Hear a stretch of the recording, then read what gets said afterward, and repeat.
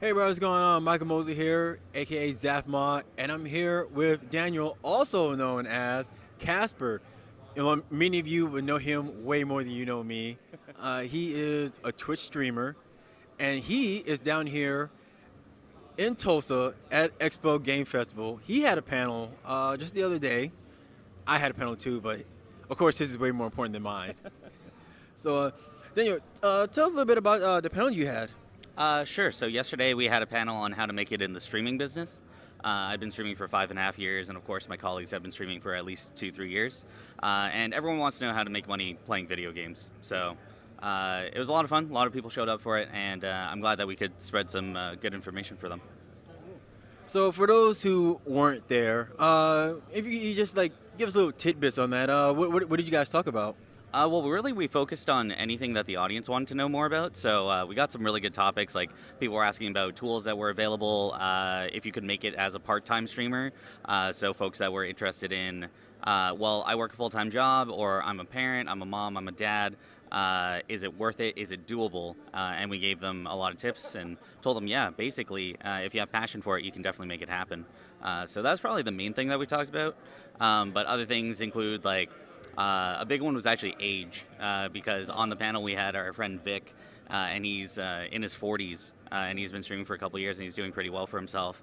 And then I'm on the other end of the spectrum, the more, I guess, traditional side, where I'm 26, and I've found a lot of success on Twitch. So, giving people inspirational things like that, but also giving them very useful tips, I'd want to say, in terms of how to make it in the streaming industry. So.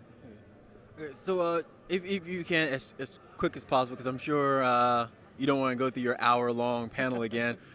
For people who are struggling with streaming, who's trying to use Twitch and Mixer and caffeine and the like, what quick tip can you give them to keep going while they're struggling to get 50 or even 25 people to view their streams? Honestly, the most important thing is consistency. Being able to put out content either on a daily basis or whatever your schedule might be, even if it's 4 days a week, 5 days a week at the same time. Finding a time that works for you that is really comfortable and starting in that almost casual route first is much easier than trying to take it seriously, not losing your job, but leaving your job and just like going ham at it. It might not be the best way to approach it.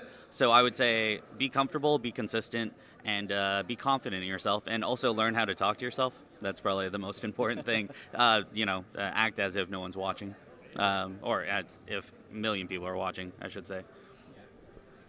So for people who are not comfortable in front of a camera, they're not comfortable in front of the webcam, but they want to keep streaming. They like talking to the people with audio. There are people in there who they stream and they have the mic, but they don't have a webcam because they're not comfortable with it. Do you think there's a part for them in streaming? Do you think they can still have something to do with streaming and make it? Oh yeah, for sure. I mean, there's many examples of broadcasters that never use a webcam. They never show their face. In fact, I know Lyric is one of the most prolific streamers out there, and he didn't show his face for years. So it's a tool. I think that's what we talked about the most when it came to the camera, is that it's a tool that you can use, but you don't. It's not necessary in order to succeed. You can rely on your voice, on being able to act out things or sound out things, and just like showing excitement, showing fear, and just taking advantage of everything else. And kind of, it's almost like when you lose your vision, like if you were blind or sight impaired, all of your other senses kind of increase, right? So the same thing is with streaming. If people can't see you, you have to make them sense your fear. They have to hear your fear or hear your excitement, and just take advantage of the other senses, pretty much. So last thing about streaming. When streaming, and you brought it up, consistency. How much time do you feel is enough time to stream? Like some people want to stream for an hour, some for 10. What do you find works best? I find that an hour is way too short because it's so hard for people in those 60 minutes to really find your stream. So if you're looking for people to kind of find you, especially in the earlier goings of your career, aiming for something closer to at least 3 hours, I think, is much more fair. There are marathon type streamers. I used to be one of them that used to stream about 10 hours a day. And that works, sure. And you hit many demographics, like EU folks are coming in and then they're going to school. And as they're going to school, the Americans are coming home for dinner or something like that. So you can hit many demographics, but you also want to be the highest quality entertainer that you can be. So keeping that in short bursts, I know folks that have found success with 3 hours. I know people that have found success with 20 hours a day. It really matters about your comfort, but I would say that 3-4 hours at the very least. That way you're live long enough so that people can find out about you.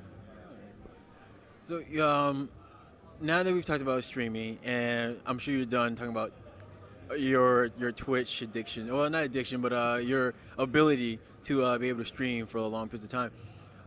What brought you to XPO Gamefest? With somebody who's always streaming and is always going at it. What attracted you to do something this small? Well, conventions are always a part of the streamer life, and it's definitely much easier when you're local.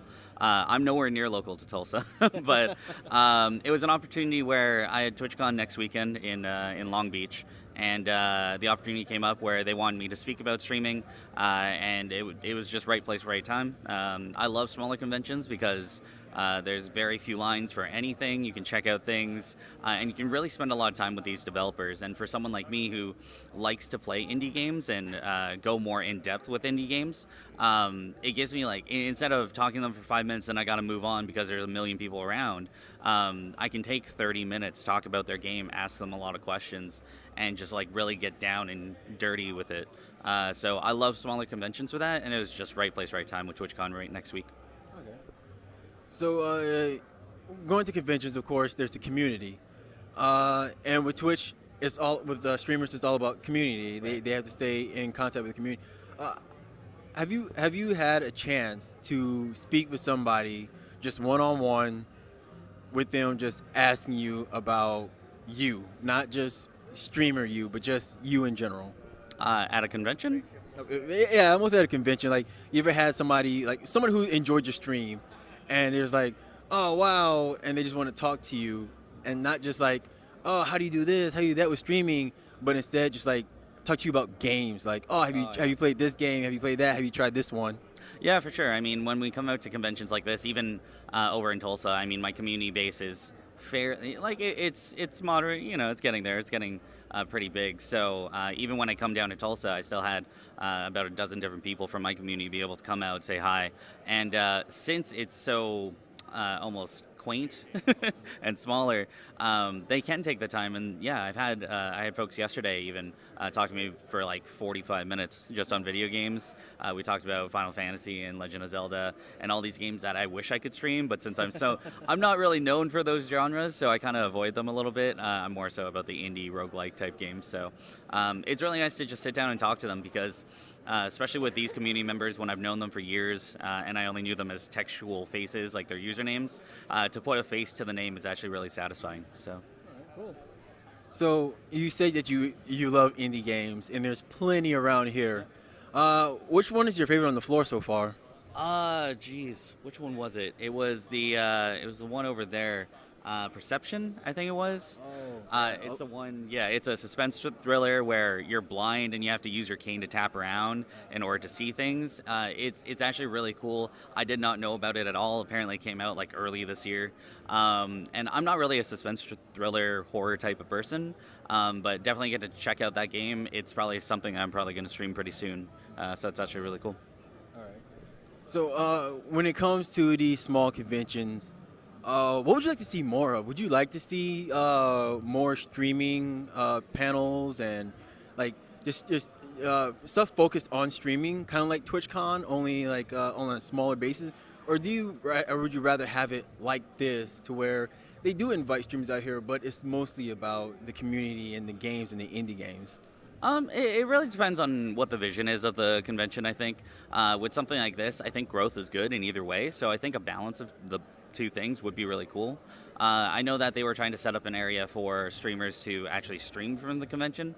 I think that'd actually be really cool too, because then if that's something that we have set up ahead of time, then one, I get to not be away from my community, which is always the danger of coming to conventions. Right. But two, then people can come see me in person, maybe learn a little bit more about streaming, see the back end sort of things. Like a lot of people don't know, like my first year of streaming, and even my last week when I was back at home, I'm just sitting there in my undies and just playing video games. I wouldn't do that here, but right.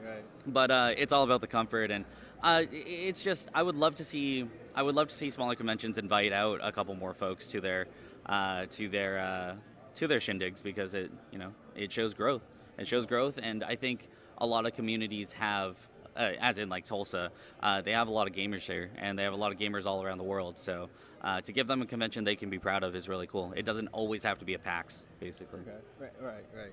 And that's always the great thing about small cons, that they feel more like a community. They feel more tight knit. All right. Well, Daniel, thanks for joining us. Thank you. And I'm gonna let you get back to enjoying the rest of the expo.